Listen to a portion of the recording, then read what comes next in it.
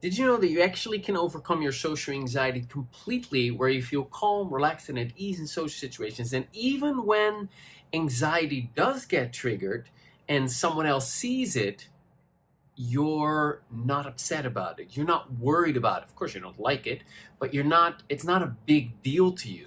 Now, this probably sounds way too good to be true, but it's absolutely possible. And in this video, I'm going to walk you through the steps to actually getting there. And they won't be anything you've heard anywhere ever, including on this channel. But let's first see if we're on the same page. I can remember being at a techno party once in the Netherlands in this huge warehouse. And I was already feeling anxious just being there because I thought these were all the cool guys. And, at one point we're in a particular room, and the two guys that were hosting the party, they were also the owner of the warehouse. And I was super anxious. And one started talking to me while the other was, watching at me as well. And I got visibly anxious. At least that's how it felt to me. And I would just cringe.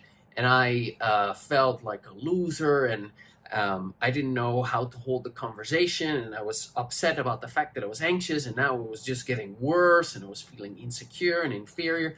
Then a girl came in. And they started talking to the girl and joking around, and they kind of knew each other, and they had this thing going on. And the girl looked over to me and saw me squirmishing in the corner, me feeling super anxious. Horrible. Now, after that, by the way, that was the end of the night, yeah? I didn't recover from that one. And so when I went home, I was so bothered about it, thinking, oh my God, if I'm gonna run into them again. They have now seen that in me. They've seen this weakness in me. I'm such a loser, and I really was very hard on myself for a long time, and I feared running into them again.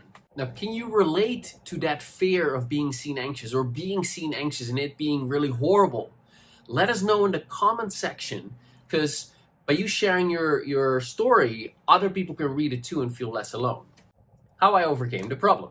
Now, I tell my story from social anxiety to social ease in many other videos, so I'll keep it really short. But I initially started with facing my fears, changing my thoughts, affirmations, visualizations, hypnosis tapes, NLP, and the facing my fears gave me temporary boosts of confidence, and a couple of days later it was back. And then another time I did it and wouldn't stick. So eventually I found EFT, which is a scientifically proven effective technique. It's got 125 scientific studies backing up its effectiveness. It looks really weird, but you're tapping with the tips of your fingers on specific acupressure points in the body, and what that does is it starts to release excessive stuck negative emotions. Anyway, I started using that, and that slowly but surely started to decrease my social anxiety more and more. But it wouldn't go away completely. And I still had my blushing issue as well. And it wasn't until I eventually, after years of doing the tapping and making huge progress, not feeling anxious in certain situations where I felt anxious anymore, feeling totally fine in certain situations, a little bit of anxiety in certain other places, but I still had anxiety, and it still wasn't gone completely. And I still had the blushing things. I was avoiding certain situations in which I knew I'm going to get blushed there, and they're going to see it, and I'm going to get anxious, and they will notice it. And I have to avoid that at all costs. It's going to ruin my reputation, right? And so I still had that fear of getting anxious and being seen anxious. And it wasn't until I had a bunch of sessions with my mentor, who's a psychotherapist and also a tapping expert, Dr. David Lake. And these sessions were mostly focused on acceptance. Now, I had already been working with my coach for several years at that time, and acceptance had come back over and over and over, but it didn't really hit me that much until these sessions with David, because afterwards, I came to accept anxiety. I came to accept blushing. And as a result, the blushing went away completely. The anxiety wasn't gone completely yet, but the blushing went away completely. I just didn't bother. I wasn't bothered about it anymore. I didn't care about it anymore. It didn't mean these horrible things about me anymore when I blushed. And that helped me realize, wow, there's really something significant to this acceptance. And I started learning about it more and using it with my clients. And I've since discovered that it's one of the 3 keys to getting rid of social anxiety completely. If you've tried a whole bunch of things to get rid of your social anxiety that didn't work, you're probably skeptical that this could work for you. But it really can, you know? It hasn't just for me. Just this morning, I was working with a client and she was saying, I don't feel social anxiety and I just don't think about it anymore. And that reminded me, because she said pretty much the same thing, of a testimonial with Kate, this 60-year-old lady who had been suffering for 4 or 5 decades with social anxiety and overcame it. I'll link to that by the end of the video, so if you're having a lot of doubts, you can check out that video. Now let's get to the solutions. How to overcome your fear of being seen anxious. Follow along with this little baby exercise. Close your eyes. I want you to think about a particular social situation in which you feel anxious. And make it as real as possible. See what you would see, hear what you would hear, and feel what you would feel. And now imagine that they are seeing you anxious. What are you now worried about that they're thinking of you? What are you scared of that they now think of you? What do you not want them to think of you? You know, just say, I'm afraid they will think I am, and then fill in the blank. Now, some of the common answers that people give here are, I am weak, I'm incapable, I'm a loser, I'm pathetic, I'm weird, I'm awkward, I'm inferior, I'm not good enough, I'm unacceptable. Now, whatever it is for you, this has emotional pain associated to it. And, you know, you've learned that somewhere in life. And it was very painful when you learned it. Let's take I am weak as an example. You know, maybe at some point in your life, when you were little, your dad implied that you were weak. And he was maybe subtly disapproving of you, or he was harshly rejecting you. You know, whatever it was painful. Or maybe there was a time or a period in your life where you were bullied. And that was very painful. And whatever it was, something has happened that was very emotionally painful. And there you learned that you are weak, or that you are weird, or that you are awkward. And during that period, the negative emotions are associated to that conclusion. So shame, inferiority, insecurity, fear, worry, dread, guilt, embarrassment, humiliation, etc. That's all associated. That's the emotional pain that's associated to that conclusion. And during these painful times, you also then came up with the determination to not be that way, to not be weak, to not be weird, to not be awkward, and instead to be strong and normal and confident, especially in the eyes of others. Because if you're not, your brain learned that that will lead to significant emotional pain. Next question. What's so bad about people thinking that you're weak or weird or whatever it is? What are the negative consequences that you imagine if it would indeed be true that they think that of you? Because this is what will get you to think about your negative fantasies, your imaginary worst case scenario consequences. And there's also pain associated to these.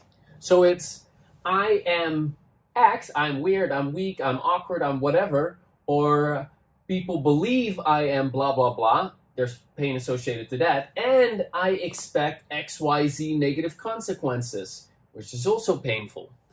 Now, all of that pain is perceived by the brain as a threat. And as you know, whenever there's a perception of threat, it activates the fight, flight, freeze response, which in turn leads to social anxiety symptoms. And so you might already experience anxiety because there's some perception of threat. You walk into an establishment and there's your boss, a person in authority, and now you already feel anxious. And now the fact that you are anxious and noticing that you're anxious triggers even stronger fight, flight, freeze response, because your brain is like, oh, anxiety, that's a threat as well. Why? Because anxiety then means I am fill in the blank. So I am weird, which is emotionally painful. And or anxiety means negative consequences. I'm going to get rejected, or I'm going to be disapproved of, just like my dad disapproved of me, which equals more pain. So there's all of this pain associated to anxiety. And as a result, anxiety itself has become a threat, which in turn leads to you being stuck in a social anxiety cycle. Now it looks like this. POT, perception of threat, leads to anxiety. So that's you walking into work and your boss entering the room, or you being introduced to a stranger, or you all of a sudden being the center of attention, whatever it is for you that triggers you, okay? And then you are anxious. Now you are noticing the anxiety. Uh-oh, I'm anxious. Shit, I hope they don't see it. Oh, they're seeing that I'm anxious. That then leads to POT, perception of threat. It could also lead to smoking pot, but that's a different story. Not recommended per se, but there you go. So you're getting anxious because your boss walks into the room, and now you are anxious, and you're noticing the fact that you're anxious and that you're being seen anxious, or at least that's your perception. Maybe it's true or not, but you are noticing the anxiety. You're perceiving that your anxiety is being noticed, and you're noticing it. That now makes your anxiety even stronger. That perception of threat makes your anxiety stronger. Now, guess what? Now you will be noticing this anxiety, of course. And, now that you're noticing your anxiety, your brain is like, oh, that's a threat. That's a threat. And more anxiety. Get away from here. And so you're just looping. Have you ever experienced that? Leave it in the comment section. It sucks. So what's the solution? Now, in order to get over the fear of being seen anxious, this is the solution. So noticing anxiety leads to perception of threat, which as a consequence has anxiety. If there's no perception of threat, there's no anxiety. So noticing anxiety, no perception of threat, that won't be the consequence. So noticing anxiety is not threatening, is okay when you notice yourself being anxious. You stop that cycle. Now, what you're after is this. I accept social anxiety, and I accept myself when I experience it. Now, how do you get there? You get there by neutralizing the pain associated to your I am concept, and by neutralizing the pain, and that includes fear, worry, dread, and so on, with the imaginary negative consequences, which looks a bit like this. So you experience social anxiety, that means I am fill in the blank. So if I experience social anxiety, currently it means that I am weird. Well, you want to get to, if that is the case, then that's okay. Because let's also be realistic. Just because you're weird, maybe you really are weird in that moment, doesn't mean that you are a weird person all the time. And it's possible to be weird and feel really, really bad and ashamed. It's also possible to be weird and feel good, right? It's just a matter of getting rid of the negative emotions associated to it. Now, this is not my best example, but there are people that like to dress really weird or have their whole face tattooed with tattoos, and they are definitely weird and different, and yet they feel confident, right? So believe me, I've done this many, many times, countless of times. You can get to the place where you have this meaning, this I am weird, or I am incapable, or I am not good enough, and whatever it is, it begins feeling very, very painful. And in the end, it's just a thought. Because in the end, that's just what it is. It's just a thought, but it's powerful because it has emotions connected to that thought. It's an emotionalized thought. It's a belief. You have emotional evidence to prove that belief. And that is what makes it painful. But with tapping, you can actually get rid of that emotional attachment to that concept of I'm weak or I'm weird or I'm awkward or whatever it is. And then you eventually get to, well, if so, that's okay. It's not that big of a deal. I'm fine. And the next thing, get rid of the pain associated with these imaginary negative consequences. So currently your brain is, well, when I experience social anxiety and people see it, that's going to lead to negative consequences. It's going to lead to disapproval. It's going to lead to a horrible reputation. Nobody wants to hang out with me anymore. I'm going to end up alone, whatever it is. And that's just in your mind. Your mind's playing tricks on you. It's just fantasies that you have emotions connected to. With the tapping, you can release that. And when you do, you eventually get to, well, if so, that's okay. It's not that big of a deal. I can handle it. And I say, if so, because a lot of it is just your mind playing tricks on you. You're catastrophizing. You're imagining things that are not based on reality at all. And so you can change these pain associations, and you can use that by doing your changing your thoughts. And that can be a little bit helpful, but it's far more powerful to actually release the emotional pain associated to that using tapping. I think, with some clients, really they're not thinking about it in the right way, and then shifting their thoughts about it can give them a bit of insights. But that still doesn't get rid of the deeper underlying pain associated to this belief that they're weird or that they're awkward or whatever. When you get rid of that pain, you get rid of the shame that goes along with I am weak or I'm a loser or I'm pathetic. That's when there are real profound changes. When you come up with alternative ways of thinking about that, oh, it's not that I'm weak, it's just that in this moment I have some weakness. Yeah, you can get some relief, but the shame doesn't release completely at all. And, basically what I'm saying is we need the best of traditional psychology and the best of tapping.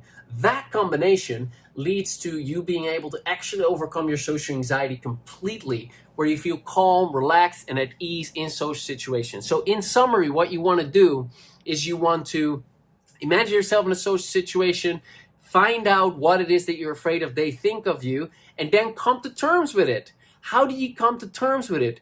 By making it okay, whatever it is that they're thinking of you. How do you do that? By using the tapping to neutralize the pain associated to it. How do you do that? Well, I teach it for free in my mini course, The 7 Secrets to Social Confidence, which you can get by going to bit.ly/social confidence now.